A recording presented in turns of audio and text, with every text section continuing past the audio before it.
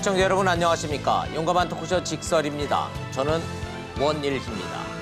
340여 개 공공기관 경영 정보가 공개됐습니다. 지난해 당기순이익 1조 1천억 원, 전년에 비해 85% 줄었습니다. 6년 만에 최악의 성적표입니다. 공공기관이 이익을 내는 게 능사는 아니라지만 이렇게 적자 구조가 계속되면 결국 국민 부담입니다. 반면 공공기관 정규직의 평균 연봉은 일반 직장인의 2배가 됐습니다. 망할 일 없고 적자 나도 월급은 오르고 신의 직장이라는 말이 왜 나오는지, 공시낭인, 공기업 들어가려고 재수 삼수 왜 하는지 알겠습니다. 문제는 국민 세금으로 어디까지 메꿔줘야 하느냐인데 100원 유료 문자 샵 3698로 의견 주시면 패널들과 토론 참여하실 수 있습니다. 직설 시작합니다.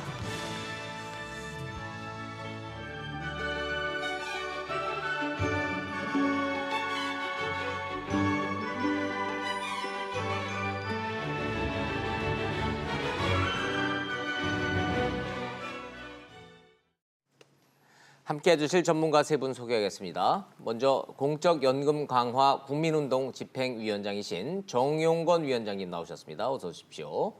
중앙대학교의 송수영 교수님 나오셨고 민생경제연구소의 안진걸 소장님 함께하셨습니다. 어서 오십시오. 네, 안녕하세요. 안녕하십니까. 네, 말씀드린 대로 제가 대한민국 공공기관을 대충 340개 정도로 잡습니다.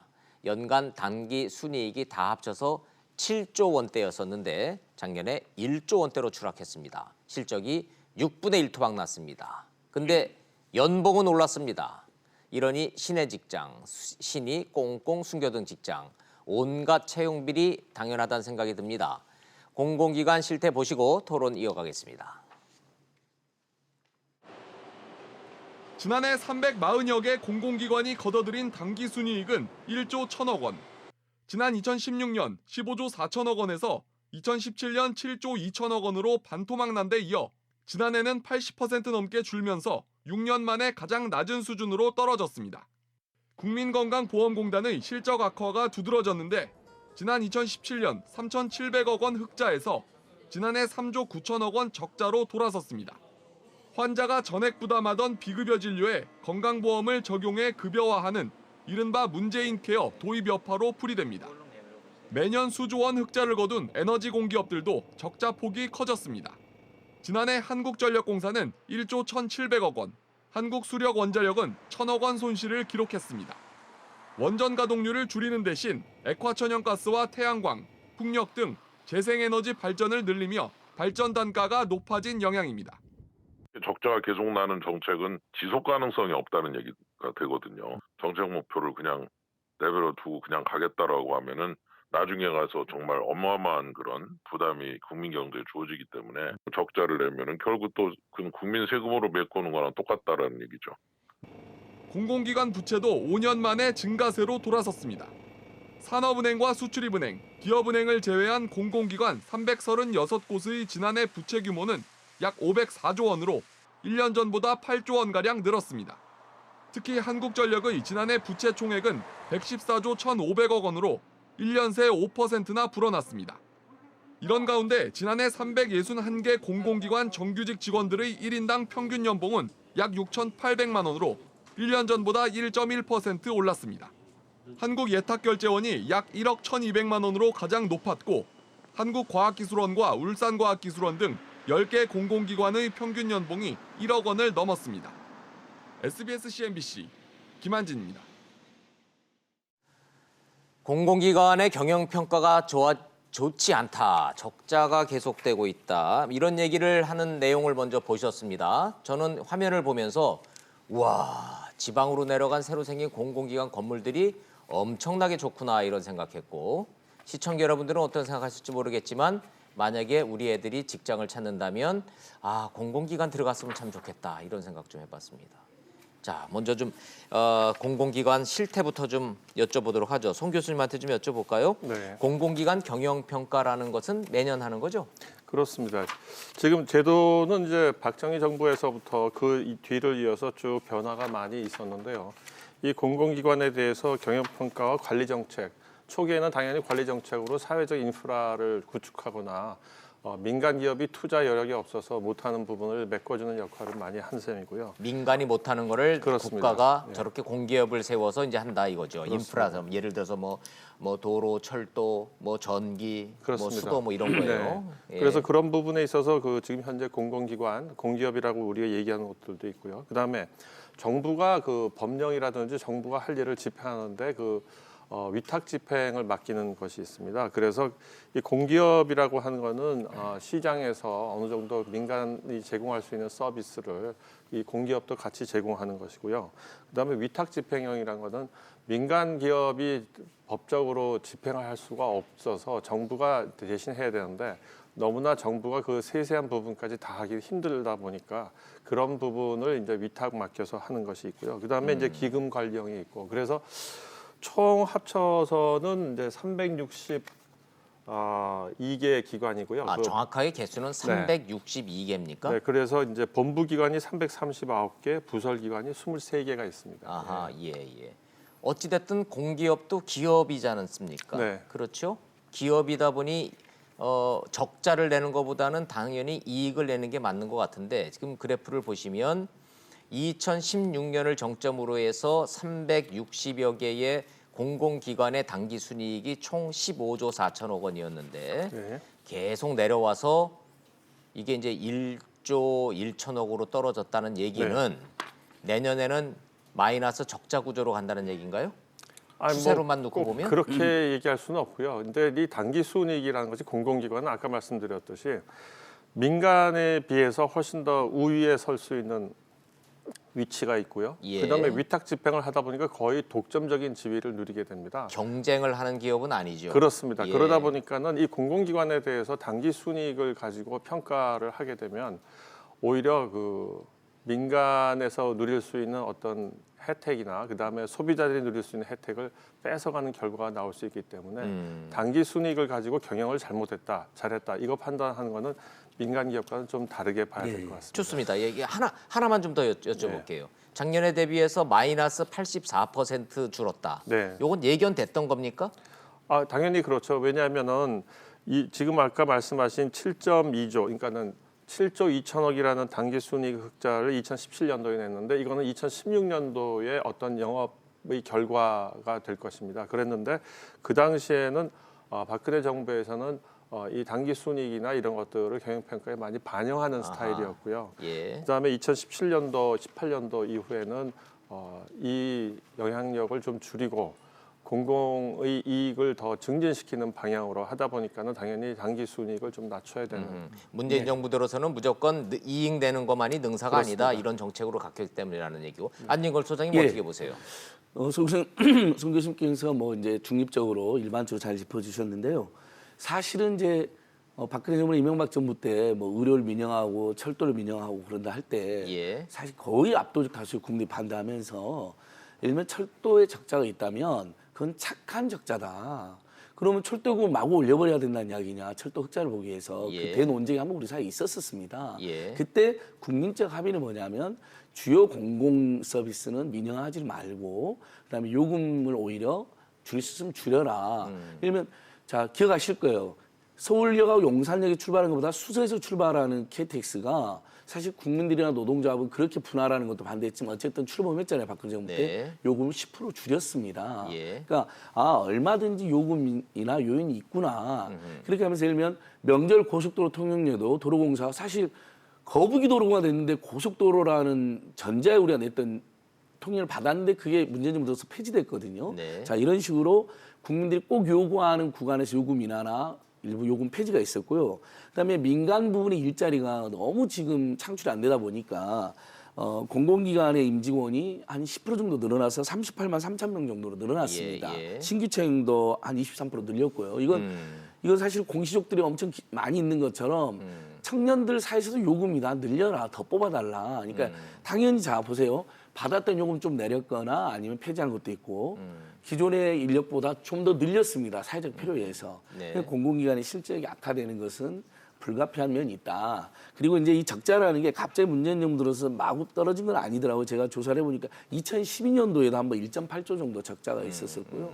4대강 사업할 때만 해도 또 수장공사 엄청난 적자를 해가지고 문제가 된 적이 있었습니다. 물론 이제 저는 다만 여기서 이제 오랭크께서 처음에 청사가 너무 화롭다는 지적하셨잖아요. 자, 저는 두 가지 문제가 있는 것 같아요.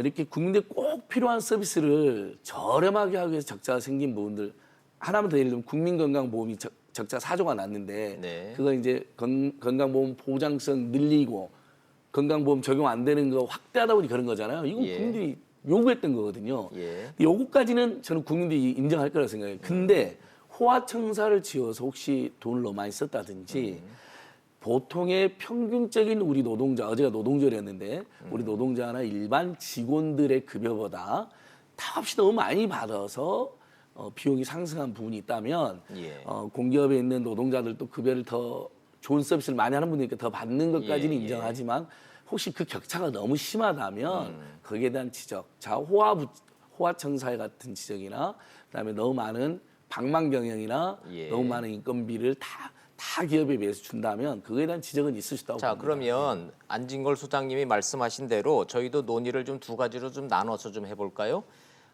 화면을 좀 보시면은 시청자 여러분들 일견 딱 느끼시겠지만 공공기관들 새로 지은 건물들이 어마어마하게 크고 호화롭습니다.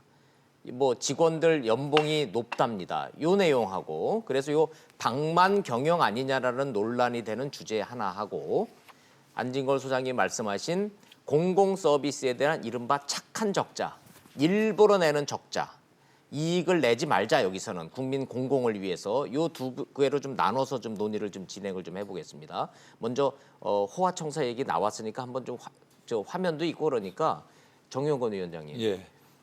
유난히 건물들이 이건 어디입니까? 어휴, 이건 도로공사네요. 네, 김천에 김천에 예, 김천에 있고 뭐 새로 짓고 그랬으니까 멋있고 좋은 거는 당연히 좋은데 좋기는 좋은데 꼭 좋다라는 생각이 없으면은 괜히 제가 삐딱하게 보는 건가요?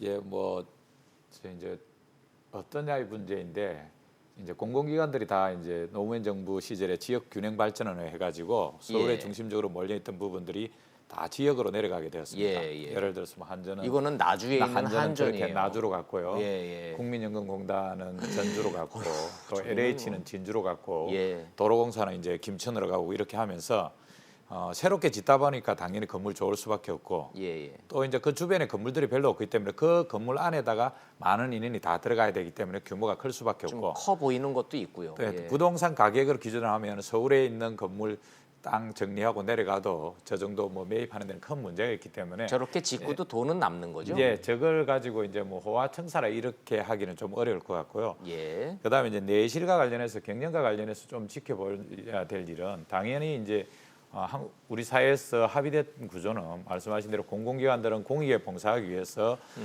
착한 적자라도 감수해야 된다는 관련해서 이견은 없습니다. 그럼에도 불구하고 여전히 이 경영평가할 때 보는 항목이 하나는 공익성이고 하나는 예. 이제 효율성입니다. 그런데 이제 공익성을 중심에 두냐 효율성을 중심으로 두냐 했는데 이명박 박근혜 정부 시절에는 효율성을 중심에 뒀습니다. 예. 그렇게 하고 이제 문재인 정부 들어와서는 공익성에 초점을 주다 보니까 당연히 애고됐던 거고 자, 효율과 공익 차이 사이에서 나는 이제 괴리가 이제 발생을 했군요. 예. 그래서 어허. 이제 2017년에 이제 공공기관 운영 이 기본법과 관련된 이 경영 정보와 관련해서는 전면 개편을 합니다. 문재인 정부가. 예. 그렇게 하면서 이제 공익성 가치를 주고 5가지 주요하게 이제 일자리 창출이라든지 균등한 기회와 사회 통합, 안전과 환경, 그다음에 생산성이나 지역 상생, 그다음에 윤리 경영 이 항목을 집어넣습니다. 그러면서 효율성보다는 이제 공익성에 초점을 주고 당연히 이제 애고된 그런 뭐 좀 이익의 폭이 감소되는데요. 또 한편으로 보면 그렇다고 해서 저거 1조 1,000억 정도까지 오는 것은 좀 심하지 않나 이 지적도 사실은 무시할 수 없는 게 네. 우리가 지난주에 이제 기업 실적하면서 1사분기 SK 하이닉스가 올해 3달 동안 이익 낸 게 1조 3천억입니다. 예. 그런데 장애는 공기업 전체 이익이 1조 1,000억이라니까. 예, 360개 기업. 예, 360 그렇게 그러니까 이제 국민들 눈높이에서는 뭐 공익성은 당연히 존중하면서도 효율성과 관련해서도 신경을 좀 써야 되지 않나 이런 지적들은 나올 수밖에 없습니다. 좋습니다. 예, 좋습니다. 현실적인 예. 측면이기도 합니다. 하나하나 좀 정리 좀 하면서 갈게요. 세 분 의견 좀 여쭤보도록 하겠습니다. 자, 호화청사 논란 겉보기에 좀 너무 높고 크고 피가 번쩍하고 뭐 이런 거 그래 보이기는 하는데 서울에 비싼 땅 빨아가지고 저 지방 가서 진 거니까 이 정도는 좀 뭐 그럴 수 있습니다 정도로 정리해도 될까요? 예. 혹시 그러면 시청자들이 또 아니, 저는 화내실까 봐. 그러니까 이제 그런 면이 있긴 한데 예. 그래도 예를 들면 저 일부 서울의 일부 지자체나 지방 재정 잘도 낮은 지역 일부 지자체가 정말 누가 보기에도 너무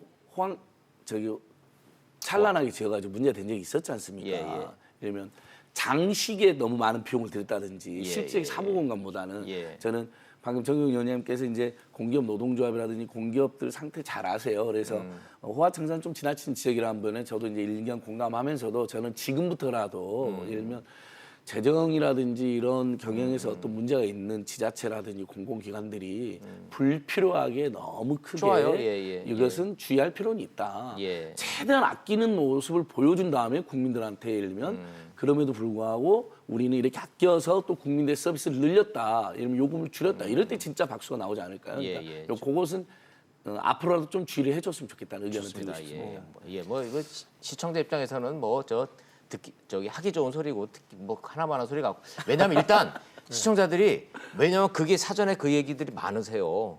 이렇게 지나가다가 탁 보시면은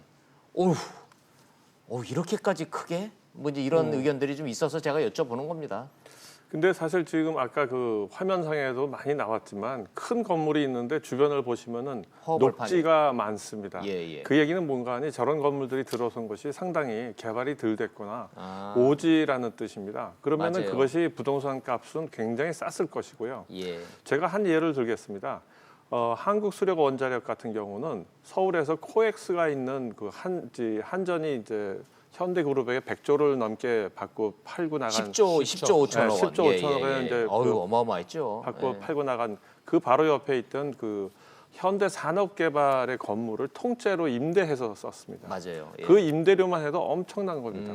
그래서 그것만 전략해가지고 지금 경주에 오지에 가 있는데 거기를 이제 한국수력 원자력 회사 이름을 한수사라고 그런답니다. 절같이 절간 같다는 뜻이고. 그래서 그렇게 가서 거기서 그 건물을 지었을 때 그 주변에 어떤 경제적 파급 효과도 고려했을 때 상당히 그 건물을 짓고 이거는 지금 호화스럽다. 물론 상대적으로는 조금 주변에 비해서는 훨씬 더 독보적으로 보이긴 합니다만은 이거를 그렇게 문제 삼지 않는 예. 것이 바람직할 좋습니다. 것 예, 같습니다. 그렇게 건물은 정리하죠. 30년 가기 때문에 예. 직검으로 판단할 일은 그리고 아니에요. 또 예. 실제로 지방으로 내려간 건 잘한 것이고요. 저도 이제 온주 상제 강의를 보면 온주에 공공기관이 다수가 있는데 맞아요. 온주 시민들한테는 큰 활력이 되고 있고 다만 또 이렇게 잘 지어놓으면요 지역의 랜드마크로 또 이렇게 작용하는 면이 있습니다. 그런 건 저도 충분히 이해하는데 다만 예전에 어쨌든 불필요한 공간까지 호화롭게 지어서 문제가 된 일부 예. 공공기관이 있었기 때문에 그에 대해서 각별한 주의는 필요하다. 뭐 이제 예를 이 정도 정리해도 들자면은 될것 같습니다. 새로 큰 건물을 져서 갔는데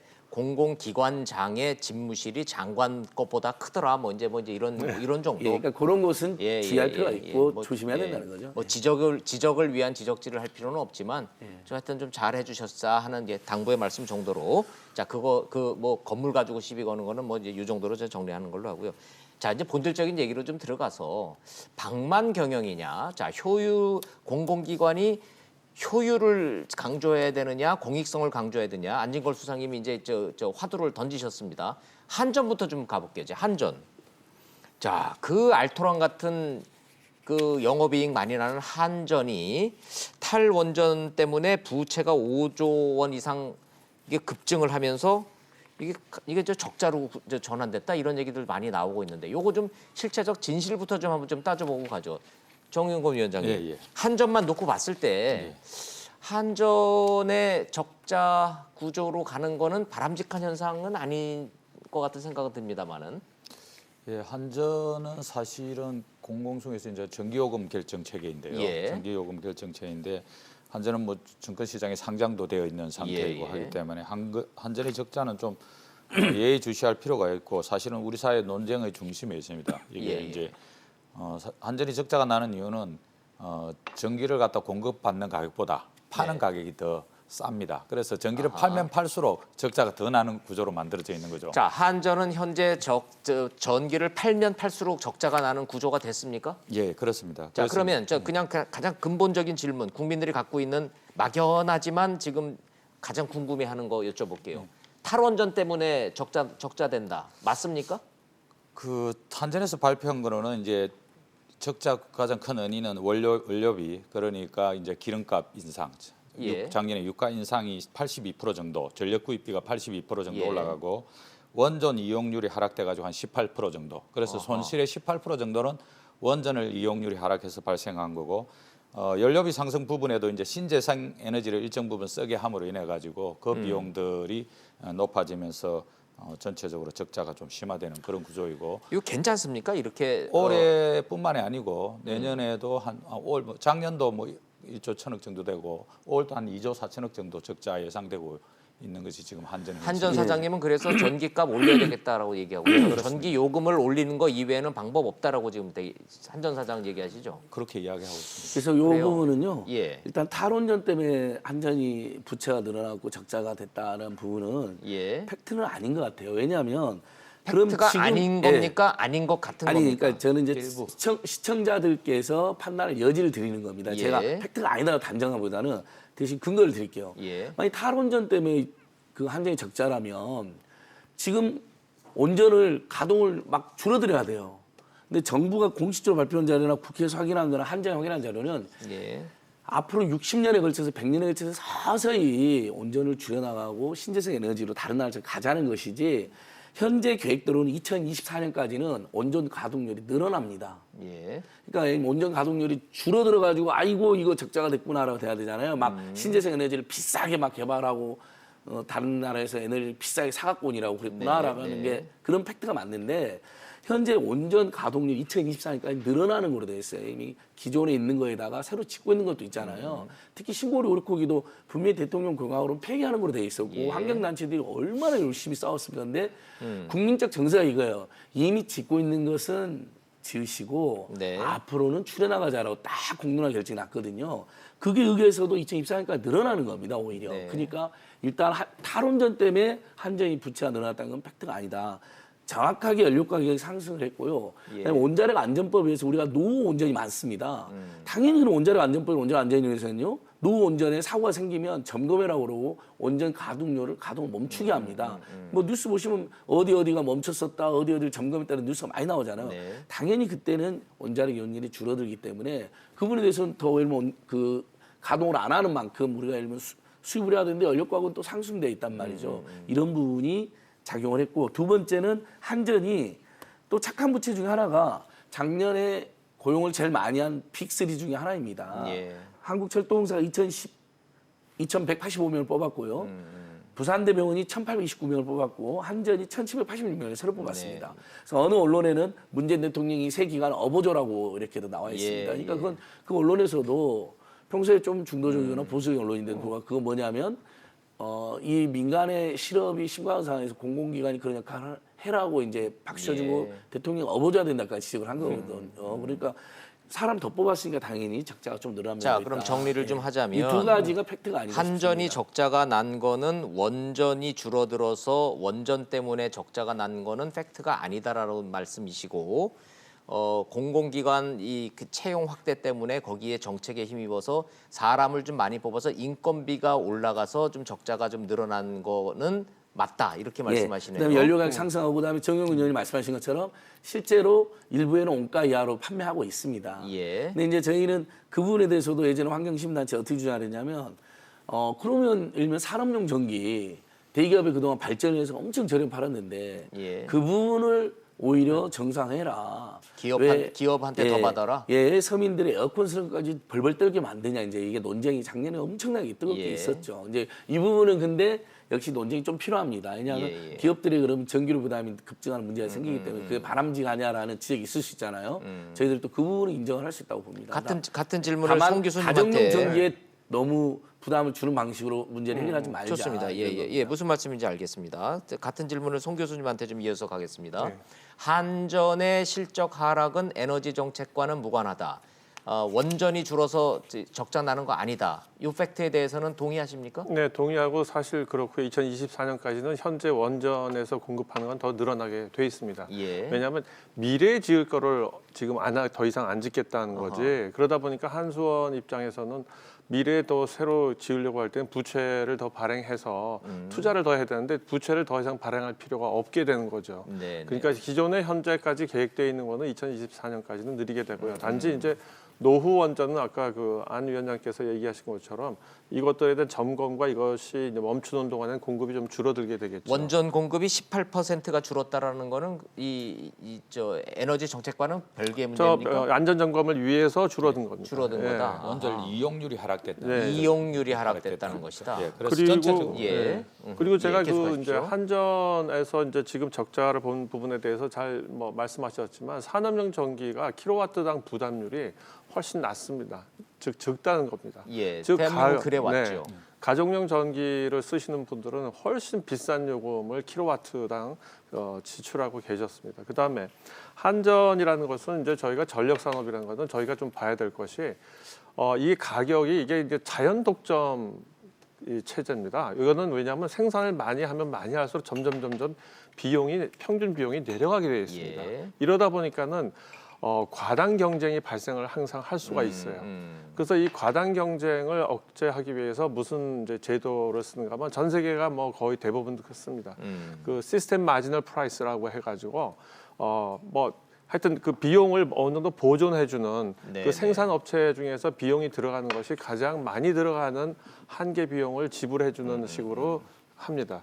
이래서 이게 서로 과당 경쟁하다가 망하는 거를 막기 위해서 어느 정도 가격을 보존을 해주되 그러다 보니까 지금 아까도 얘기했죠 신재생 에너지가 생산 비용이 사실은 지금 초기 투자 비용이라든지 이런 것이 많이 들어가기 때문에 여기에 대해서 맞춰서 보존을 이제 해주다 보면은 연료비는 지금 아까 예, 석유, 석탄은 예. 올라간 상태죠. 그래서 지금 일시적으로 이제 영업 적자가 나지만 그 동안에 영업 흑자를 워낙 많이 봐왔지 않습니까? 예. 그러다 보니까 지금 현재 한국전력이라는 그 지주회사는 일종의 그 전기를 배전하는 역할을 하는 것이고요.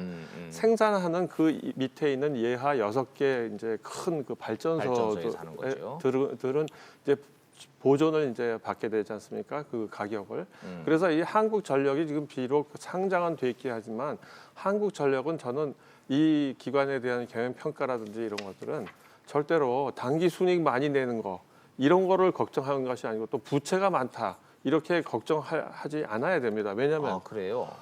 거기는 부채 발행 비용이 굉장히 쌉니다.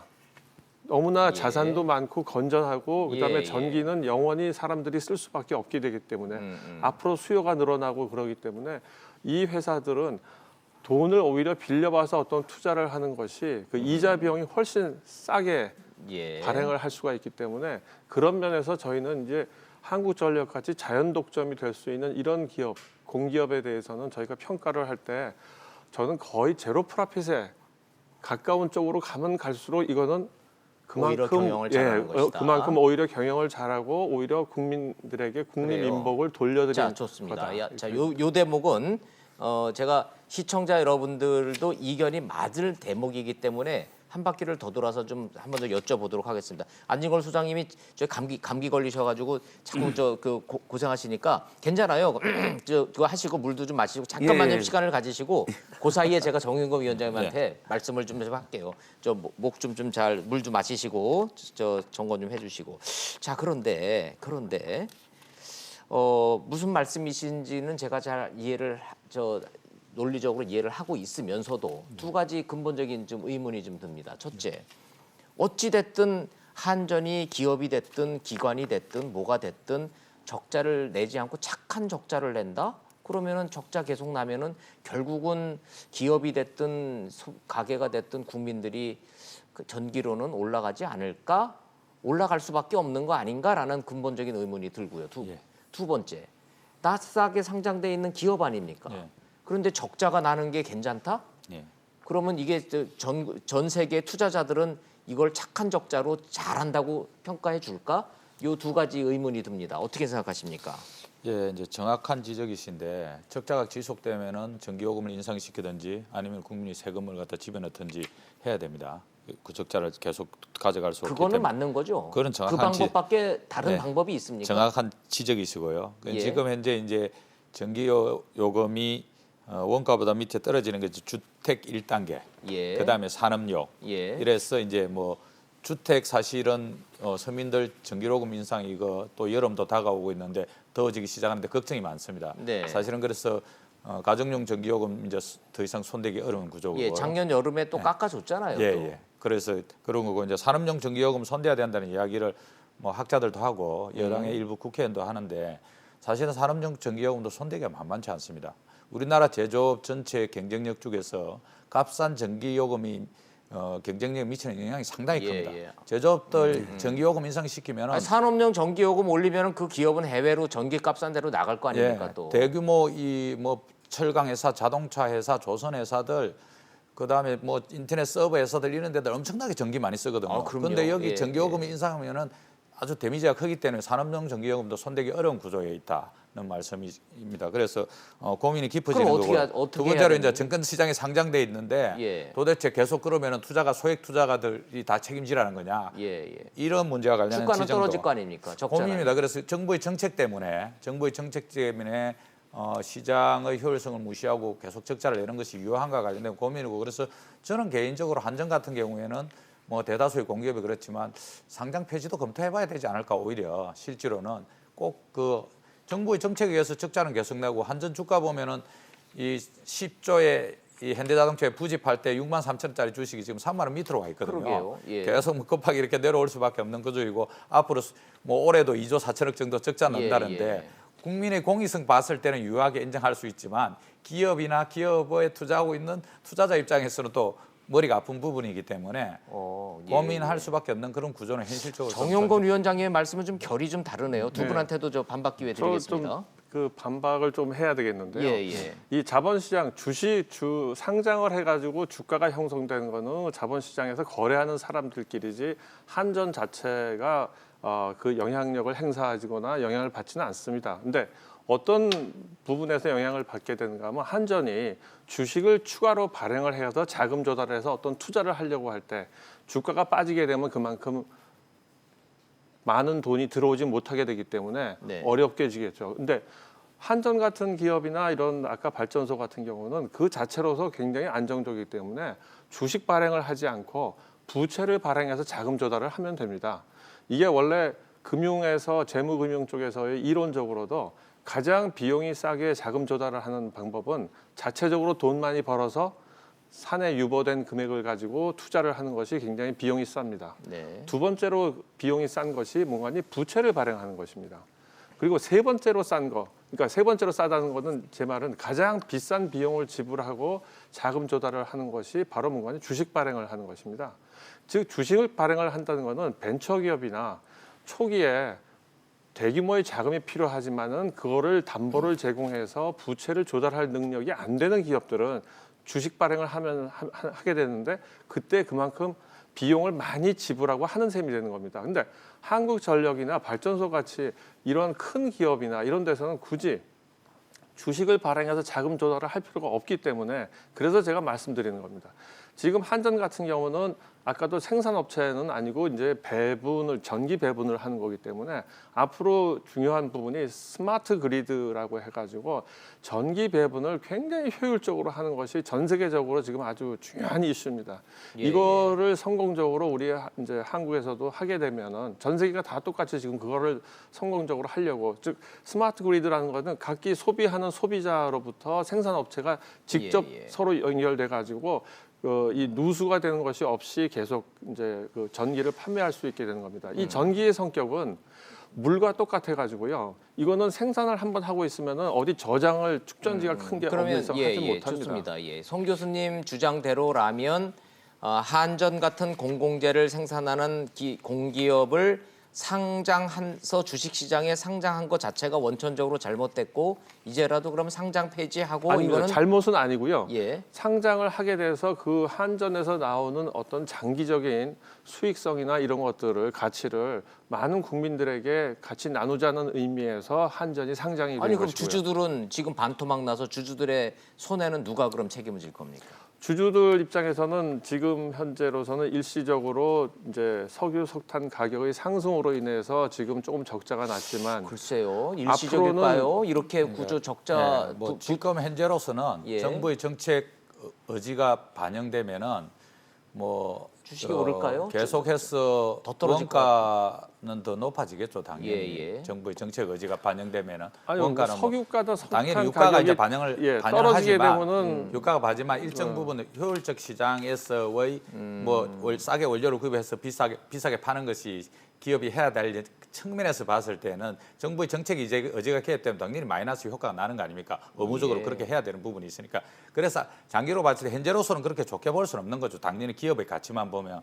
근데 공익성 부분이 들어가 있기 때문에 공익성을 어떻게 해결해 줄 것인가 관련된 고민이 있는 거죠. 예. 그거는 이제 한전 직원들도 우리 직원들도 마찬가지로 고민했습니다. 정부 때문에 적자 났는데 우리는 맨날 적자 기업의 경영 평가도 마이너스 받고 이거 계속 받아들이기도 어렵고 성과급도 못 받고 이런 구조인데 이것을 어떻게 해결할 것인가는 고민을 풀어가야 되는 지역입니다. 예, 잠깐 정리 좀 하면서 가겠습니다. 예, 잠깐만요. 샵 3698로 시청자 여러분들의 문자 의견을 받으면서 전문가들과 토론을 좀 이어가고 있습니다. 대표적인 공공기관인 한전의 착한 적자. 시청자 여러분들은 어떻게 생각하시는지 문자를 주시면서 착한 적자는 나쁜 게 아니다라고 시종일관 주장하시는 안진권 소장님 의견 한번 들어보겠습니다. 그러니까 결국은 작년에 이제 우리 가정용 전기만 해도 예. 무서워서 했고 못 쓰겠다고 난리가 나니까 누진세율을 완화시켜줬잖아요. 근데 그게 아니, 예를 들면 한마디로 깎아줬죠. 예, 전기값, 깎아줬는데 전기료를. 예. 그것이 어떻게 된 겁니까? 거의 막 국민들이 예를 들면 예. 이제 여름에 폭염은 제로도 규정이 됐잖아요. 미세먼지 그렇죠. 제로 국가 규정처럼. 재난으로 했죠. 그렇게 해서 결국은 여야 할 것 없이 다 깎아줘야 된다고 난리가 나서 깎아준 겁니다. 예. 그런데 예를 들면 그것도 한전의 적자에 일부 영향을 끼쳤을 거 아니에요. 예. 근데 이제 와서는 적자가 됐으니까 한전을 막 혼내는 분위기로 가면 안 된다는 저는 이야기를 하는 겁니다. 왜냐면 그때 상황 작년 여름을 생각해 보면요, 만약에 정부나 여당이나 대통령이 안 나서면 마치 뭐 폭동까지는 아니어도 어마어마하게 매를 맞는 분위기였어요. 그래서 국회에서도 대책을 세우고 난리가 났습니다. 예. 심지어는 이제 원래 전기요금을 깎아서는 안 된다고 항상 주장해요. 왜냐하면 그러면 에너지가 과소비 될 수 있기 때문에 환경단체들도 너무 이게 우리 국민들이 여름에도 네, 폭염 네. 때문에 힘들고 심지어는 에너지 빈곤층 같은 경우는 선풍기도 제대로 못 돌릴 정도로 무섭게 예. 덥게 산다고 하니까 일정의 개편 필요성을 이야기했던 거거든요. 그래서 예. 저는 그런 걸 우리가 기억했을 때 한전의 적자를 무조건 탓할 일이 아니라는 이야기를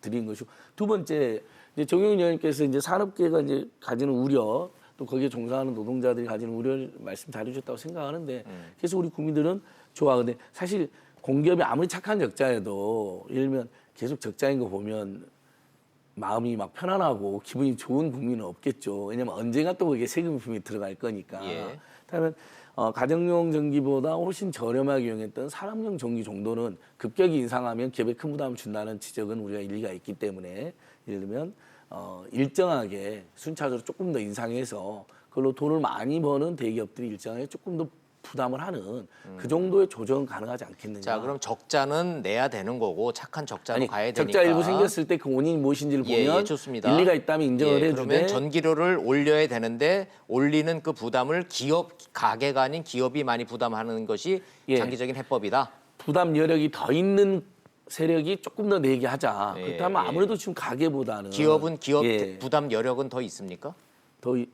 아무래도 대기업들은 여력이 있다고 봐야죠. 왜냐하면 지금 30대 대기업들만 해도 사내 유보금이 한 1,000조 정도나 쌓여 있는데, 예, 그다음에 영업이익이 예를 들면 꽤 나오고 있는데도 불구하고 아주 예, 값싼 예. 전기를 하면 그건 특혜라고 지적할 수밖에 없거든요. 그러니까 하여튼 돈 잘 버는 대기업이 전기료를 더 내게 하자 이런 그런 말씀이시네요. 정도의 조정을 하자는 겁니다. 예. 자, 이런 전문가들의 의견을 듣고 있습니다. 샵 3698로 시청자 여러분들의 의견도 좀 받고 있는데, 착한 적자라는 거에 대한 이견들은 굉장히 많네요. 예. 정용건 위원장님은 말씀하신 이렇게 적자로 어차피 정책적으로 적자를 내는 공기업 공공기관은 상장 폐지가 맞다라는 의견들 의외로 많이 들어오네요. 상장 폐지 예. 아까 이야기했지만 작년 여름에 에어컨 트는 문제로 가지고 집에 가정에 분란이 많았습니다. 네. 애들은 좀 틀자 그러고 어머니는 전기요금 아까워서 털지 마자 그렇죠. 그래가지고 예. 그래서 전기요금 인하할 수밖에 없는 현실적인 요인이 존재하거든요. 맞아요. 재난 상황이었어요. 그럼 그 책임을 누가 질 것인가? 그것과 예. 관련한 이 부분은 국민이나 국가가 책임을 져줘야 되는 부분인데 시장에 오롯이 나눠가지고 그대로 두고 가는 것과 관련한 부분은 상장 폐지한다고 뭐 파산해가지고 하는 것이 아니고 그 주식을 그대로 다 사주고 대사주고 공기업으로 다시 전환하는 그런 구조이기 그러니까 때문에 산다는 얘기는 중앙 정부가 예산으로 예. 나라 어차피 돈으로 그거를 산다 이거죠. 예, 자산이 있기 때문에. 한전이 이제 사는 건데 저는 근데 상장 폐지는 반대입니다. 뭐 왜 깊게 그런가 논쟁할 하면은 정도는 아닌데 국민이 예. 아니 근데 시청자 의견이 많아서 네. 예, 많아서 복리 그렇습니다. 측면에서 저는 그거를 어떻게 왜 반대하는가 하면 한전 전력이라는 거는 앞으로도 수요가 늘으면 늘었지 줄어들지는 않습니다. 그렇죠. 그리고 지금 현재 아까도 말씀드렸지만은 기술 혁신, 특히 축전지 기술과 스마트 그리드 이 두 가지 부분이 되면은 지금 현재의 낭비되는 부분이 많이 절약되면서 한국전력이나 이런 데서는 충분히 예. 그 어느 정도의 적정 수준의 이익을 낼 수 있는 여력은 굉장히 많이 있습니다. 다만 한국전력이라는 기업 자체가 그 성격상 주식을 추가로 발행하거나 위험성이 높은 기업은 아니기 때문에 이렇게 안정적인 기업이 주식시장에서 일종의 안전판으로서 역할을 하는 것은 분명히 긍정적인 부분이 있고요. 다만 저희가 이제 지금 현재 적자가 난 부분에 대해서도 세금으로 그것이 계속되면, 즉 우리가 계속 적자가 계속되면 당연히 그렇습니다. 적자가 계속되면 어느 기업 국가를 빼놓고 나면은 어느 기업 같은 경우는 견디기 힘들 것입니다. 그거는 맞지만은 예를 제가 한번 들어보겠는데 아마존이라는 회사는 초기에 상장되고 나서 5년 이상을 계속 영업이익이 마이너스가 났습니다. 그럼에도 불구하고 사람들은 미래에 이것이 그래도 성공할 것이라는 믿음하에 계속해서 주식을 사주고 그다음에 이 주가가 유지되는 상태가 됐습니다. 네. 그 얘기는 민간 기업 같은 경우도 적자가 이렇게 많이 나도 그 미래가 소비가 이런 것이 지속적으로 일어날 것이라고 생각된다면은 살아남고 버틸 수 있습니다. 한국전력 같은 경우는 지금 현재 이 공기업이 적자가 나면은 망할 거다? 절대 망하지 않습니다. 그 갖고 있는 자산 가치나 그 뭐 고정 자산만 해도 엄청나게 되고요. 더군다나 이 전력이라는 거는 저희가 전기 없이 어떻게 살겠습니까? 예, 교수님. 예, 알겠습니다. 아까 이제 제가 저희가 지금 말씀드린 저희가 여기서 정리를 좀 하겠습니다. 지금 대한민국 국민들이 한전이라는 이 공공기관이 망할까 봐 걱정하는 게 아니라 망하지 않는 거를 온 국민이 알고 있죠. 적자가 나면 국민 세금으로 메꿔주기 때문에 한전이라는 회사가 망할 거를 걱정하는 건 아니기 때문에 한전의 주가와 아마존이라고 하는 저 4차 산업혁명을 하는 주가를 단순 비교하는 거는 좀 어폐가 좀 있는 것 같아요. 이렇게 정리를 좀 하고 야 이거 한전 얘기만 해도 시간이 후딱 가는데 제가 진짜로 하고 싶었던 얘기는 건강공단이 있나? 건보공단.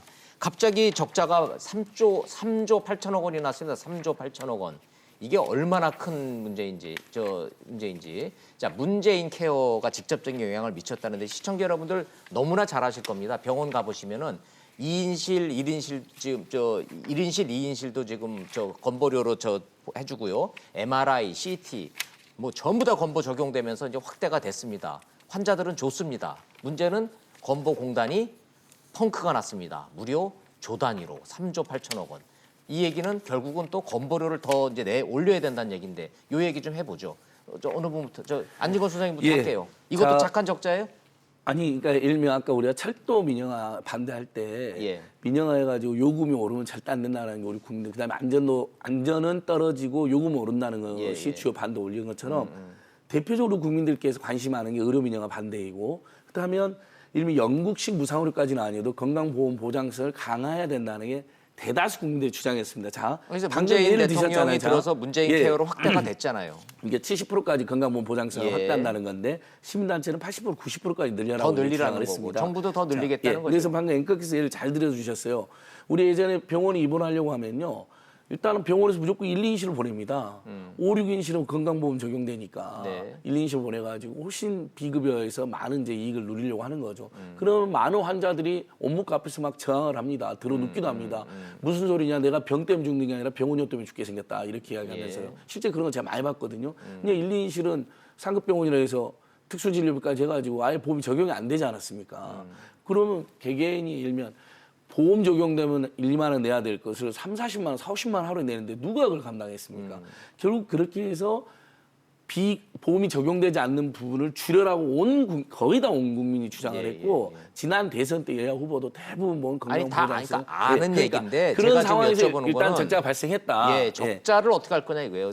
그래서 다 좋은데 그러면 분명히 보험료 인상 논란이 또 나오겠죠. 근데 지금 우리 국민들은 4대 보험의 중요성을 알면서도 우리 사실 정영근 위원장님이 우리 4대 보험 전문가시고 좀 이따 한 말씀 해주실 예. 텐데 이걸 또 올리는 것에 대한 부담을 가지고 있는 건 사실이잖아요. 현재로서는. 근데 안 올리고 해결할 방법이 근데 있습니까? 보면 국민건강보험에 원래 정부가 세금으로 지원해 주기로 한 부분들을 안 채우고 있는 것은 또 팩트로 확인되고 있습니다. 아, 세금으로 예. 메꿔주면 되는 문제인데 그렇습니다. 올릴 필요 없다는 말씀이에요. 예, 저는 왜냐면 지금 실제 국민건강보험 전문가들도 예를 들면 올려야 된다는 분들도 있어요. 예전에 건강보험 하나로 운동이라는 것도 있었거든요. 조금씩 만 원씩 올려가지고 사실상 무상으로 체계로 가자는 분들이 있었는데 예. 다만 그때 전제가 있었어요. 시민들이 올리기 전에 정부가 원래 약속했던 법에 의해서 지원해 주는 것부터 꼬박꼬박 잘 채워라라는 촉구도 있었거든요. 잠깐만요, 예. 안 소장님. 저 시청자 여러분들이 혹시 이제 저 혼선을 빚으실까봐 건강보험공단의 재원이라는 것이 온 국민이 낸 건강보험료를 모아서 하는 거지 않습니까? 예. 그런데 거기서 적자가 나면 국민의 세금으로 정부가 중앙정부 예산으로 메꿔주도록 법이 돼 있습니까? 그렇게 되어 있는 게 아니고 매년 정부도 건강보험에 일정하게 재정 기여를 하게 설계되어 있다는 거죠. 그러니까 예. 보험료 규모가 법정 지원이 이제 20%를 갖다가 항상 하도록 되어 있습니다. 그런데 정부가 현재 실제로 지급하는 것은 13.6% 정도밖에 안 되기 때문에 실제로 그걸 다 지급하면 오히려 한 3조 4천억 정도 이익이 날 수 있는 구조인데 정부가 이제 뭐 아하. 건강보험 공단에 이해가 지원할 거, 됐습니다. 예. 그 얘기군요. 또는 국민연금 예. 공단에 지원할 거 이런 것도 제대로 이제 예산이 없다는 이유로 제대로 지원을 아니 안 하고 있는 그런데요. 측면이 있습니다. 정부가 그러면 20%를 내도록 돼 있는데 13%밖에 안 내고 있으니 나머지를 내면은 메꿔준다는 얘기인데 정부가 내는 그 예산도 결국은 국민의 호주머니에서 나가는 세금 아닌가요? 그렇습니다. 그럼 건보료를 세금으로 메꿔주는거나 뭐가 다를까요? 그 공공 부분에 예를 들어서 뭐 국민의 건강을 위한 건강보험 또는 뭐 이 국민연금을 공단을 운영하는 데 필요한 예산 이런 것들은 다 뭐 OECD 국가들 공이 지급하고 예. 있고 특히 이제 뭐 OECD 국가에서는 38% 40% 이렇게 지급하는 나라들도 지원하는 나라도 많이 있습니다. 네.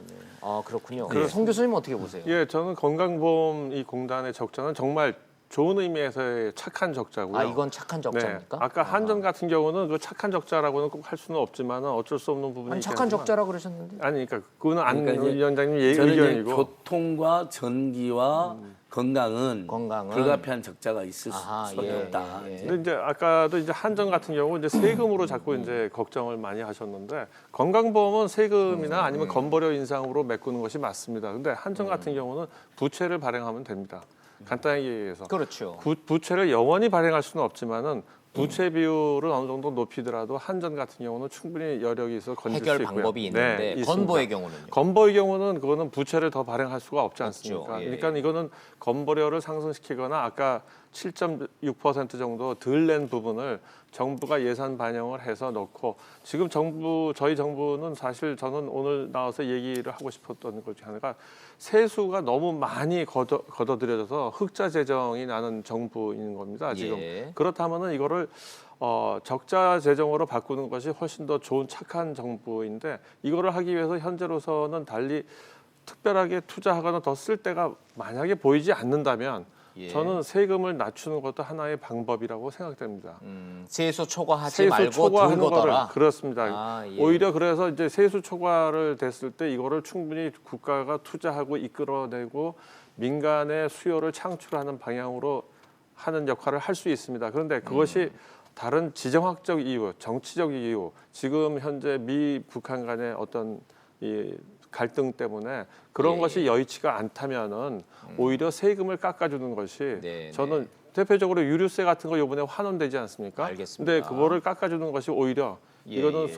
소비자들 국민들의 어떤 여유롭게 그 소비를 늘릴 수 있는 유효 수요를 늘릴 수 있는 하나의 방법으로 생각됩니다. 예, 순간 건강보험은 잠깐만요, 위원장님 죄송합니다. 순간 샵 3698로 시청자들의 문자를 받고 있는데 순간 문자가 확 쏟아져 들어와서 뭔가 이렇게 봤더니 세상에 태어나서 착한 적자라는 용어는 처음 듣는다. 요거 좀 더 설명해 주세요. 이런 저기가 나왔습니다. 예. 공공기관은 착한 적자를 낼 수도 있다라는 요 얘기에 대해서 시청자 여러분들이 여전히 잘 동의를 못하시거나 이해를 못하시거나 동의하지 못하겠다는 말씀인 것 같습니다. 착한 적자 얘기 시간 없어도 잠깐 한 말씀 해주셔야 되겠습니다. 네. 예, 뭐 저 잠시 뒤에 드릴게요, 안 소장님. 예. 이제 공공 부분 적자라는 게 우리가 다 나쁘다고 생각하는 거 아닙니까? 그죠? 이익이 나야지 좋은 거라고 생각하는데 적자는 무조건 나쁜 거다라고 알고 있- 특별히 이제 공공기관이나 국가나 이런 경우에는 국민 경제 전체를 지원하기 위해서 또는 서민들이나 국민의 건강이라든지 국민의 노후를 책임지기 위해서는 일정 부분 적자를 편성할 수도 있다. 그래서 아, 그 예, 목적 예. 자체가 국민의 건강이나 공익에 맞으면은 착한 적자로 이렇게 표현합니다. 공익을 위해서라면 예. 착한 적자라는 용어로 예.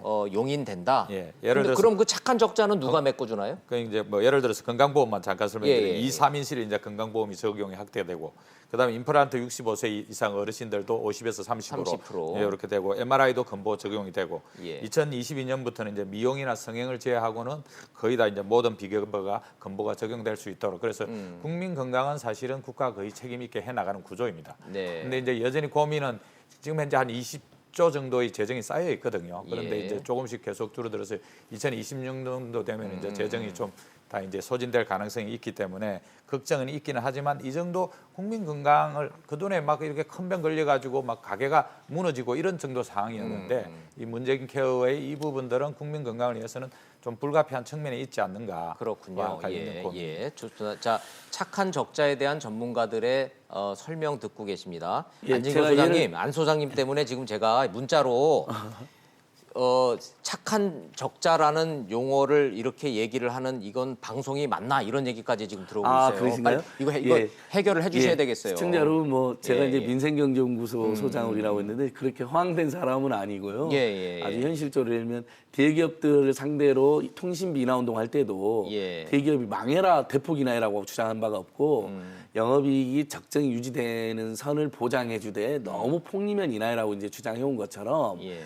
결코 급진적인 주장이 아니라 아까 제가 말씀드린 것처럼 예를 들면 철도, 지금 의료, 그다음에 에너지, 그다음에 교육 이런 거에 있어서는 교육은 그럼 완전 적자죠. 하지만 지금 고등학교까지 무상교육으로 가지 않습니까? 예, 예. 그러니까 그것은 어느 나라나 대부분 그 최소한의 공공 서비스와 국민들이 삶이 생존이 유지될 수 있는 것에 대해서는 국가 사회가 책임지는데 일부 일정하게 100% 책임지는 완전 무상 국가가 있는가 하면 영국에 예를 들면 완전 무상으로 국가가 알려져 있잖아요. 의사도 공무원으로 만들어 놓고 그렇게까지 하는 나라가 있는가 하면 우리나라는 국민들도 일부 내게 만들고 정부도 일부 내게 만들어서 건강보험도 설계를 해놨습니다. 근데 하다 보니까 어쩔 때는 흑자가 있는데 우리 국민들께서 이제 정말 막 데모하고 캠페인을 난리를 피우셨어요. 제발 좀 1, 2인실도 보험도 적용하게 해달라. 치과 치료 가면 보험 적용 안 되는 거 수두로 가니까 제발 보험 적용해달라. 우리 어르신들 틀리도 건강보험도 좀 지원해달라. 이게 제 주장이 아니라 실제 주변에 감남을려 장사미사분들이 민원을 가장 많이 내는 거였습니다. 예, 예. 그러니까 거기에 건강보험을 적용을 한 겁니다. 예. 그러다 보니까 건강보험이 문재인 케어로 7.5조가 늘어났어요. 그러니까 원래 흑자였던 회사가 적자가 된 겁니다. 8년 만에. 자, 이랬을 때 이 적자를 건강보험이 갑자기 예를 들면 무슨 나쁜 짓을 막 해가지고 돈을 썼다든지 뭐 그게 임원들의 아니고. 직원들을 막 예, 예. 급여를 막 2배, 3배 올려갖고 적자했다면 이건 나쁜 적자가 되는 건데 예. 보니까 원주에 가서 열심히 하면서 국민들이 의료비 걱정을 덜어주기 위해서 하다 보니까 적자가 된 거잖아요. 예. 이랬을 때 제한적으로 착한 적자라는 평가가 가능하고 이런 부분은 국민적 평가를 맡겼을 때 그 예. 정도는 우리 사회가 보장하고 수용해야 된다는 여론이 꽤 있다. 딱 예. 하나만 저기 반론되는 저 추가 질문 하나만 더 드릴게요. 자, 그래서 착한 적자는 하는데 그럼 거기까지는 지금까지 상황이고 미래 세대한테 결국은 이 적자를 다 떠넘기는 거다. 그런 이 지적이 있을 수 지적은 있습니다. 이 지적은 어떻게 해요? 그래서 건강보험을 그래서 우리가 올리지 말아야 된다라는 여론이 있음에도 불구하고 올해 한 3.49% 정도 올렸습니다. 그럼 안 결국은- 소장님은 건강보험료 예. 올리는 거에 대해서 동의하세요? 자, 그러니까 이런 거죠. 일단은 착한 적자가 불가피한 분야가 있다는 거 우리가 쿨하게 인정하고 예. 따뜻하게 인정해 주되 다만 그래도 적자가 아닌 게 좋잖아요. 미래 세대를 생각했을 때. 그렇다면 지금 세대가 일부 올릴 수 있는 여력이 된다면 조금이라도 올리는 게 좋다고 생각하는데 최근에 어쨌든 우리 국민들의 여론조사를 보면 4대 보험료를 올려야 된다는 걸 알고 계세요. 예. 근데 지금 당장 올리는 건 부담이 되는 거예요. 양극화 민생고 불평등 문제가 그럼 많이 안 소장님 해결하기 때문에. 개인은 건강보험료 더 내락하면은 그건 얼마든지 예. 낼 용의가 예, 있습니까? 근데 이제 너무 많이 올리면 저도 부담 솔직히 지적할 예, 것 같은데요. 조금씩 올리는 건 우리 사회적 합의를 시도할 필요가 있고 일부 오르고 있습니다, 실제로. 예. 예, 건강보험료는 예. 지금 해마다 거의 뭐 3.49%, 3.2% 정도 계속 오르고 있고요. 예. 건강보험료는 부가 방식이라서 그에 필요한 거 그에 거두기 때문에 당장에 지금 현재 세대들의 건강 때문에 미래 세대가 부담은 없습니다.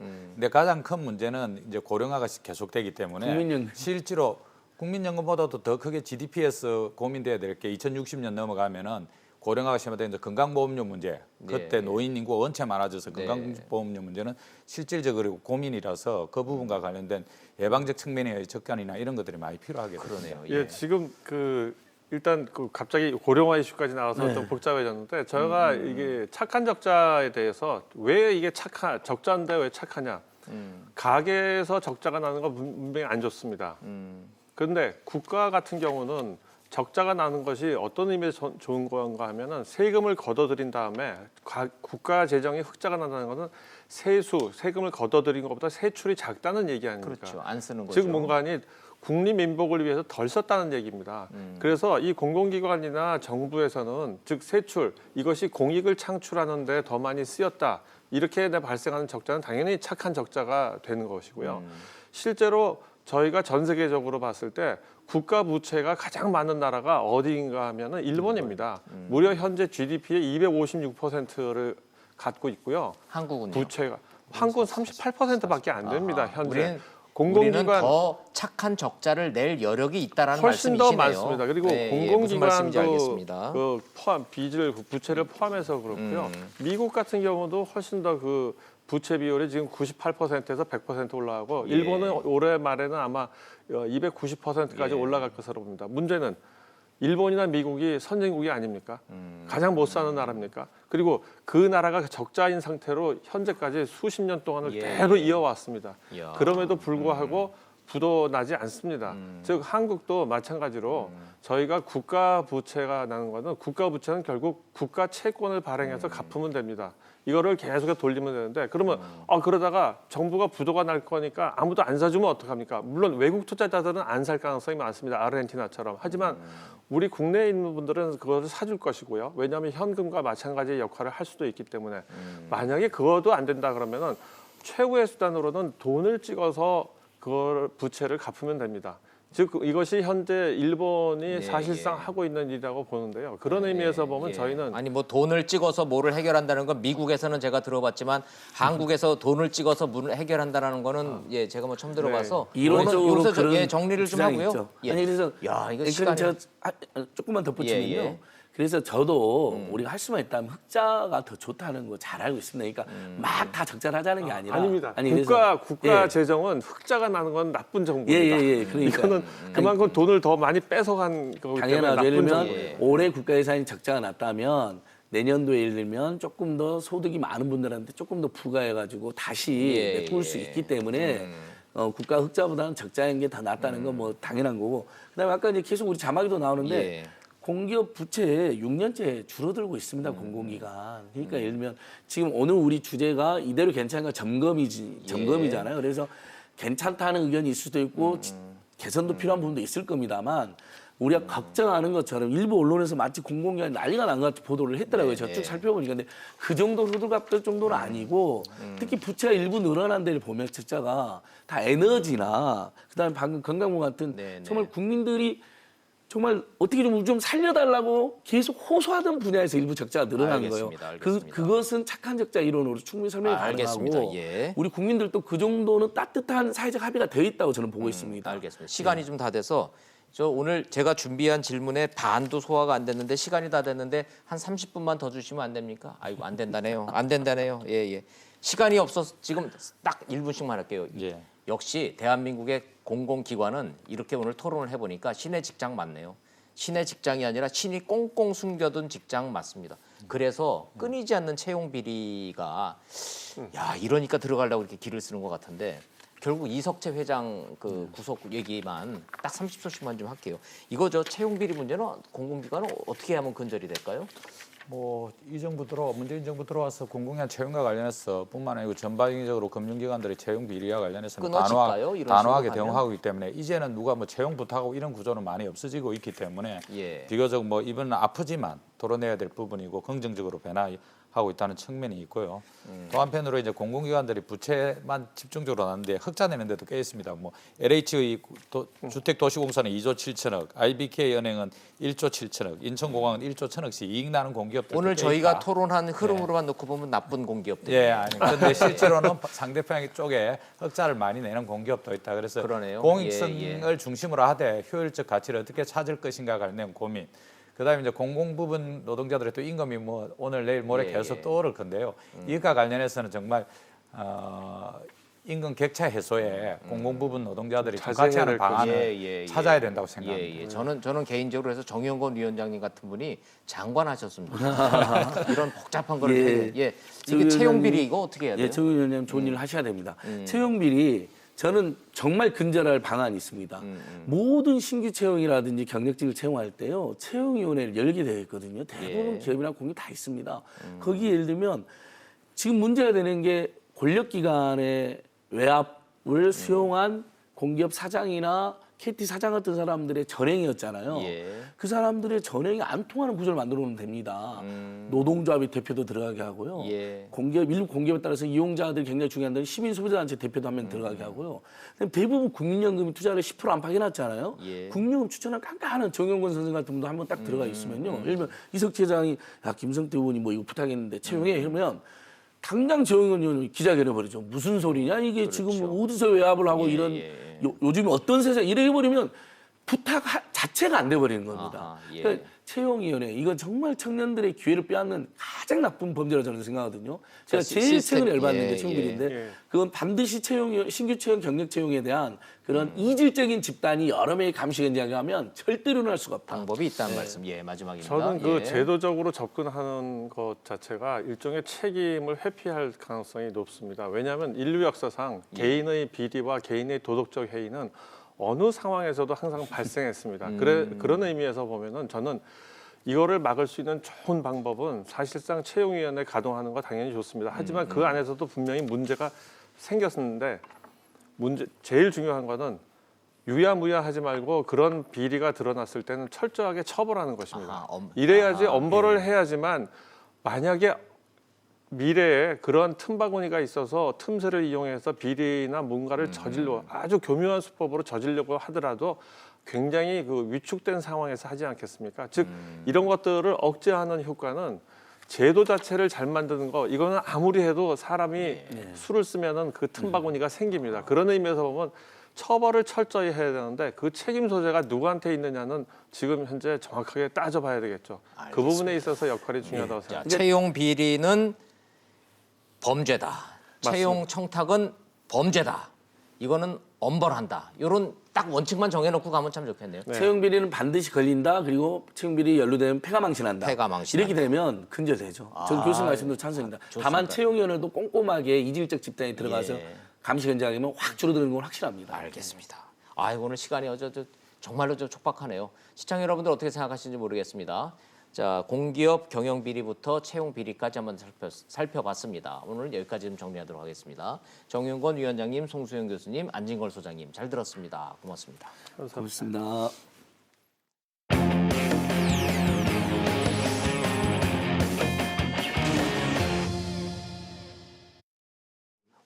오늘도 국회 상황 좀 봐야 되겠네요. 패스트트랙 공조에 나서던 여야 사당이 자유한국당한테는 국회로 들어오라고 얘기하고 있고 자유한국당은 장애투쟁 계속하고 있습니다. 국회 상황 보시고 이슈 따라잡기 돌아오겠습니다.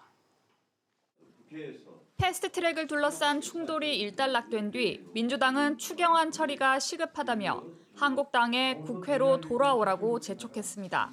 소방헬기 등 산불 진화 장비를 마련할 수 있습니다. 야당과도 적극적으로 논의해서 빠른 시일 내에 통과될 수 있도록. 여야 4당 원내대표 회동에서도 국회 정상화 회동 제안이 나왔습니다. 우리 사당은 앞으로 열린 자세로 자유한국당과 협의해 나갈 것입니다. 하지만 한국당은 사과와 패스트트랙 법안 철회가 먼저라며 일축했습니다. 국회를 파국으로 만들고 말도 안 되는 패스트트랙으로 우리를 겁박하면서 이제 와서 민생 추경을 이야기합니다. 오늘 한국당은 청와대 앞에서 최고위원 회의를 열기로 했고 의원들은 국회 삭발식도 예고했습니다. 전국을 돌며 국민보고대회, 즉 장외 집회도 이어갈 계획입니다. 이 정부의 폭정을 하루라도 빨리 국민들에게 더 알려드리는 노력을 하도록 하겠습니다. 다만 광화문 천막당사 설치 방안은 서울시 불허 방침 등을 고려해 사실상 제외한 걸로 알려졌습니다. 한국당이 무한정 장외에만 머물 순 없다는 점에서 총선을 위한 추경을 막겠다는 명분으로 조만간 국회 내 투쟁 병행, 이른바 투트랙으로 전환하는 시점이 대화 복원의 계기가 될 거란 관측도 나옵니다. 국회 상황을 보여드려야 되는데 결과적으로는 광화문 상황을 보여드리게 됐습니다. 주요한 뉴스만 살펴보는 이슈 따라잡기 순서 돌아왔습니다. 김수민 시사평론가님 나오셨네요. 어서 오세요, 김평론가님. 네, 안녕하세요. 예, 국회가 아니라 광화문이네요, 장소가. 네, 그렇습니다. 근데 광화문 그 천막은 박원순 시장이 끝내 불허했던데요? 그렇습니다. 뭐 어떤 천막의 예전 사례들을 보면은 과태료를 내가면서 계속 치고 있었던 그런 사례들도 있는데 어쨌든 네. 서울시 입장에서는 법에 따라서 그것을 금할 수 있는 권리는 있기 때문에 예. 그 권한을 썼다고 볼 수 있겠고 굳이 이제 정치적 맥락을 좀 유추하면은 박원순 시장이 그래도 민주당 소속 시장입니다. 그리고 지금 전선이 허가할 굉장히 리는 없죠. 강화되어 있는데 자기 지지층한테 욕먹을 그럴 허가 행위를 해줄까 이 부분도 어허. 같이 고려를 해보면 될 것 같고요. 그리고 예. 자유한국당 입장에서도 썩 나쁜 일은 아닐 수 있습니다. 그래요? 왜냐하면 천막 농성을 하더라도 천막 당사를 쳐도 예전에 박근혜 전 대통령이 2004년에 쳤던 그 천막 당사에 비해서는 약효가 떨어진다고 볼 수 있고 명분도 좀 약한 그리고 이제 측면이 실무적 있고. 측면에서 이거 천막을 치는 그 순간부터 예. 이거 언제쯤 걷어야 되나 그렇지, 그 그렇지. 과정을 어떻게 소화해야 되나 아. 이런 걱정 때문에 아마도 자유한국당 일부 당직자들은 차라리 잘 됐다라고 생각할 수도 박원순 있는 시장한테 오히려 속으로는 고마울 수도 있겠네. 그리고 이제 불허해줘서. 자유한국당 입장에서도 여러 가지 투쟁 아이템들을 고려를 하다 보니까 이것저것 검토를 해서 예, 나온 예. 방안이라서 굳이 광화문 천막 당사를 고집할 이유도 없거든요. 맞아요. 그래서 이거는 예. 이제 그냥 좀 스무드하게 지나가지 않을까 그렇게 관측이 됩니다. 근데 이거 하나는 제가 좀 여쭤봐야 되겠네. 아니 왜 이게 삭발하고 뭐 상복 입고 이럴 일입니까 지금? 일단 강경 투쟁이고 현역 의원이 삭발한 사례가 있나요? 삭발이야 글쎄요 예전에도 있었을 수도 있겠습니다. 있었습니까? 네, 난 국회의원도 저는 예. 네 국회의원도 꼭 그것도 이렇게 자기가 혼자서 예. 원내에 틀어 앉아서 협상하고 법안 만드는 것만이 아니라 이제 거리에서 투쟁도 하고 그게 또 국회의원이기도 한데 지금 이제 저 장면은 저기 그 영화 유명한 영화 그 아저씨라는 영화에서 그렇죠. 나오는 원빈 씨를 흉내낸 건데 그러게요. 그래서 어떻게 보면은 좀 역효과가 있는 건 원빈 씨를 좋아했던 분들이라면 오히려 예. 싫어할 수도 있겠다. 그래요. 예. 네, 근데 왜 이런 현상이 나오는 이유가 뭐냐면 일단 자유한국당이 소수파나 극한 투쟁의 경험이 많지가 않습니다. 그리고 이제 얼마 전까지 해둔 얘기가 있어요. 민주주의는 죽었다. 20대 국회는 없다. 예. 굉장히 강경한 선언을 했기 때문에 거기에 맞는 투쟁을 전개를 해야 되는데 투쟁 경험이 많지는 않다 보니까 그리고 여당 생활을 오래 했죠. 그러다 보니까 맞아요. 이제 이것저것 다 검토를 해보고 다 해보는 겁니다. 그 과정에서 좋아요. 삭발이 나온 것이죠. 참 이거 참 웃어야 되는지 울어야 되는지 제가 참 하긴 한데 자 정치라는 게 계속 살아서 움직이는 생물 같다 보니까 어찌 됐든 이 대립 속에서도 민주당과 이 나머지 3당이 자유한국당과 협의를 하겠다. 들어와라. 이렇게 되는 거는 약간의 진전으로 봐야 되는 거예요? 네, 그리고 패스트트랙 가동할 때부터 예. 이렇게 가동한다고 해서 끝나는 게 아니다. 안은 바뀔 수 있다라는 신호를 계속해서 줬고 예. 그게 원론적으로 맞습니다. 그래서 속내는 자유한국당이 끝끝내 안 들어왔으면 좋겠다라고 생각하는 사람들도 있겠지만 네. 어쨌든 겉으로 들어오십시오. 들어올 수 있다. 이제라도 논의 시작하면 되지 않느냐라고 얘기하는 게 여야 사당 입장에서는 손해 보는 얘기가 아니죠. 한국당 입장에서는 그러면 못 이기는 척하고 좀 들어갈 가능성이 있어요? 근데 그것도 이제 저쪽 당에서 들어오라 해서 내가 예. 들어와줬다 이렇게 얘기하기에는 자존심이 상할 겁니다. 워낙에 명분이 벌려놓은 투쟁이 강경했기 때문에 예. 그래서 좀 과정을 어느 정도 거쳐야 될 것이라고 보여지고요. 아하. 그래서 당장에 접고 방향을 꺾어가지고 국회 안으로 들어가지는 않을 것이다 라고 전망할 수 이 있고 난리가 났는데 5월 초에 며칠 되지도 않아서 그럼 네. 우리 들어가서 투쟁할게 이렇게 딱 이게 선회하기도 쉽지 않다라는 말씀이신데 그렇죠. 물 밑에서는 요 정도만 돼도 국민들은 아유 그래도 좀 협의하는 쪽으로 좀 저 갔으면 좋겠다라는 요구는 있잖아요. 네, 그죠? 요구는 있는데 바로 꺾기는 어렵기 때문에 자유한국당 예. 입장에서도 조급하게 생각하지 않고 시간을 두고 생각할 여지가 있고요. 네. 그리고 민주당을 포함해서 패스트트랙 가동에 참가한 정당들 입장에서도 우리도 이제부터 어떻게 해야 되는 거지? 시간 또 꽤 남아 있는데 예. 고민들을 또 할 것입니다. 민주당 그래서 입장에서는 막상 협의 시작하면은 네. 내부적으로 또 깝깝한 측면이 있잖아요. 그렇습니다. 그런 부분 또 있겠고 해서 각자가 어떻게 보면 바로 협상을 시작하기보다는 좀 혼자서 고민하는 시간들을 넉넉하게 가질 그럴 가능성이 높죠. 뭐 경험적으로 보면 여가 됐든 야가 됐든 바깥으로 장애 투쟁을 해서 돌아가면은 왜 원래 가정사에서도 그렇잖아요. 애들이 집을 나가면은 좀 동네 한 바퀴 돌고서는 오다 보면은 생각할 시간도 있고 좀 이렇게 가라앉고 그래서 또 가출했다가 또 들어오는 게 또 이제 술리기는 한데 그 청와대 국민청원 있잖아요. 네. 자유한국당 해산하라는 청원이 몇 명 됐습니까? 지금 160만 넘었죠. 저는 사실 이제 매 시간마다 세야 되는 이런 예. 이제 토론은 좀 지양했으면 그렇죠. 하는 그런 발언도 있는데요. 제가 그 말씀 하려고 어제만 해요. 해도 한 150만을 넘어섰었고 이제 뭐 조금은 이제 둔화되는 느낌도 없지는 않습니다. 예, 근데 민주당을 해산하라는 것도 맞불 청원도 그렇죠. 지금 해서 거기도 또 20만 한참 넘었으니까. 네, 20만을 넘겼기 때문에 청와대에서 답변을 해야 하는 그 예. 요건을 또 충족을 시켰죠. 청와대 국민청원 저 게시판이 저렇게 정쟁의 힘겨루기 싸움의 장으로 된 거는 이제 국민 여러분들도 이제 그만하셨으면 좋은 거 아닐까요? 근데 그만하고 안 하고가 그렇게 중요한 게 아닌 게 어느 예. 정도 이제 저 의미에 대해서 필터링해서 걸러서 또 맞아요. 읽어내는 게 국민들이고 여기에 참여하신 분들도 예. 그렇게 생각할 것이라고 보여지거든요. 그래서 지금 이제 우려되는 거는 저 의미를 과잉 해석하는 겁니다. 맞아요. 너무 예. 지나치게 집중하는 거. 근데 아마 시간이 지날수록 그 현상도 잦아들 것이라고 보여지고 이제 해산이라는 구호가 붙긴 했지만 사실은 이제 진짜 하고 싶었던 말은 강한 규탄이었던 네, 예. 것이고 그 사이에서 이제 또 여야가 정당들이 갈 길을 찾아야겠죠. 어느 쪽이든 국민들이 지금 이런 행태에 대해서 화가 나신 거지 뭐 진짜 뭐 해산이 가능하리라고 생각하시는 분은 많지 않을 것 테니까. 네. 자, 뭐 국회의 정쟁보다는 진짜 중요한 시청자 여러분들이 꼭 아셔야 되는 내용을 좀 제가 좀 질문 좀 드릴게요. 자, 이렇게 해서 좀 패스트트랙에 올라타기는 했는데 정작 한 축인 문무일 검찰총장이요.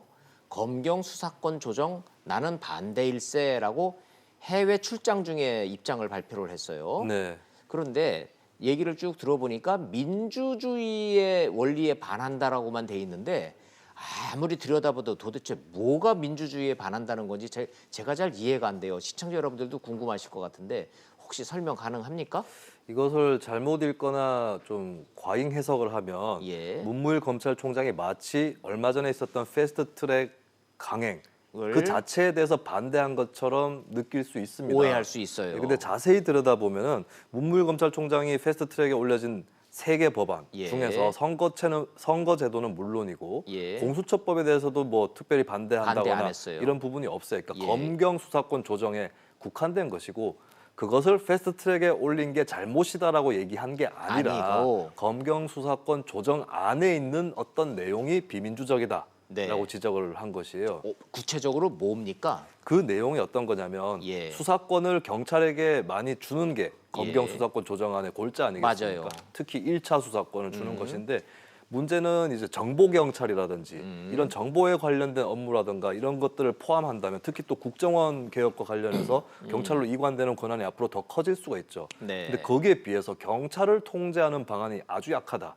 아하. 하는 그 지적을 하고 있는 것이죠. 그래요? 그리고 이게 묘한 것이 예. 이렇게 된다면 검경 수사권 조정 반대가 아니지 않는가.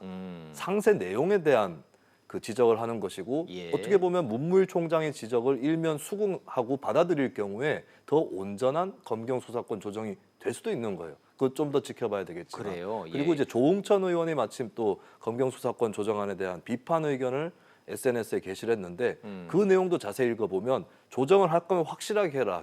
검찰 수사권이 어느 정도 남아있지 않느냐. 예, 이 부분은 문무일 총장하고는 좀 다른 의견이 다르지만 있겠지만 근데 그 어찌됐든 외에 정보경찰에 대한 우려 이런 부분은 조응천 의원도 똑같이 담아내고 있습니다.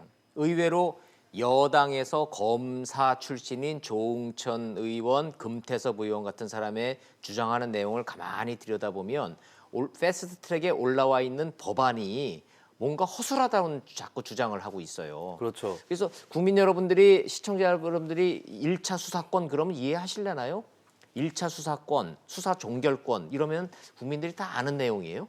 일단 이제 예를 들면 지금 같은 경우 쉽게 얘기해서 예. 경찰이 수사를 하죠. 근데 그 수사의 어떤 종결이라든지 지휘라든지 그걸 검찰이 쥐고 있습니다. 수사를 시작하는 거는 경찰이 할 수 있지만 네. 이 수사를 종결할까요? 계속할까요? 하는 거는 지금은 온전히 검찰 지휘를 받게 돼 있어요. 그렇죠. 이게 경찰이 뭐 맘대로 종결을 못 해요. 심하게 비유하면은 경찰은 손발, 수족에 불과하고 그렇죠. 이제 검찰이 머리에 예, 가까운 이런 구조라고 돼 있다면 자, 수사해. 그러면 하는 네. 거고 중단해. 그러면 하다가도 덮어야 돼요, 경찰은. 그렇죠. 근데 현재에 이제 나오고 있는 검경 수사권 조정안은 예. 1차 수사권은 어쨌든 경찰이 맡아서 한다. 이고 이제 예. 부족한 부분이 있고 또 이제 인권 침해 우려가 있거나 이런 부분에 대해서는 검찰이 개입을 하고 예. 또 예전처럼 기소권을 가진다. 이 부분인데요. 조응천 의원이 지적하는 것은 검찰에 어느 정도의 수사권을 남겨주는 건데 네. 그것조차도 문제가 있다.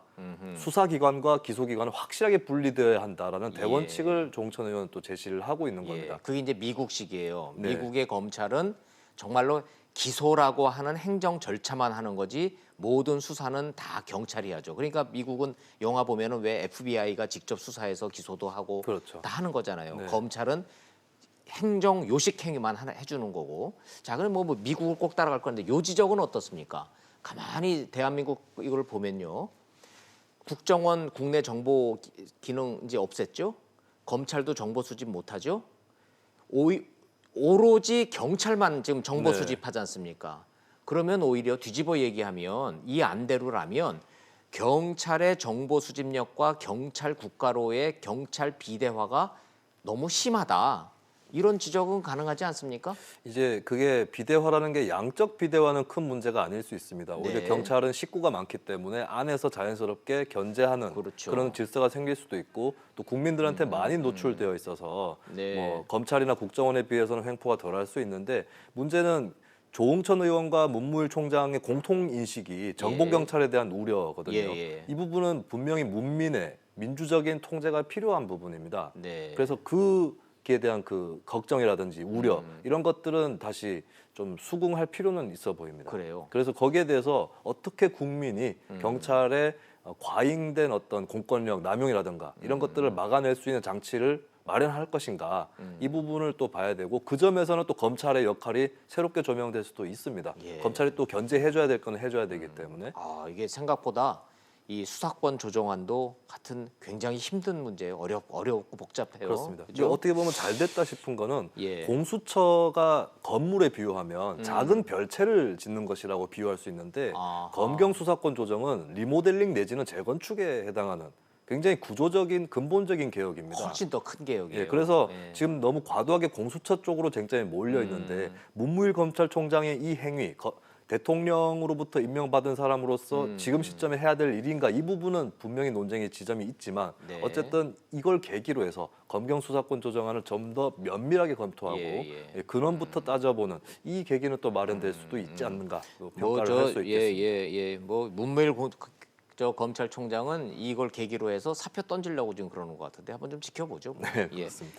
지금 김수미 평론가와 제가 이런 얘기를 나누고 있는 사이에 국회에서 삭발식 거행되고 있대요. 아, 네. 5명의 국회의원들이 삭발을 하고 또 뒤에 따라서들 한다는데 이거 참 주말도 하여튼 이번 주말도 시끄러울 것 같습니다. 예, 네. 좀 잘 좀 지켜봐 주시고 또 좋은 얘기 좀 많이 해주세요. 자, 김 평론가님 잘 들었습니다. 예, 고맙습니다. 고맙습니다.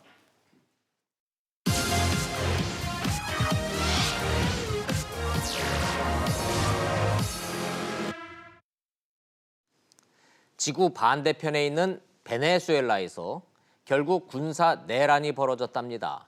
석유 펑펑 쏟아지는 부국이었습니다. 석유 판돈으로 재정이 풍부해지자 국영 상점을 운영했답니다. 모든 상품의 가격을 절반으로 확 낮추고 임금을 대폭 올렸습니다. 부족부는 국가가 전액 보조했습니다. 복지의 끝판왕입니다. 중산층 서민 대환영했습니다.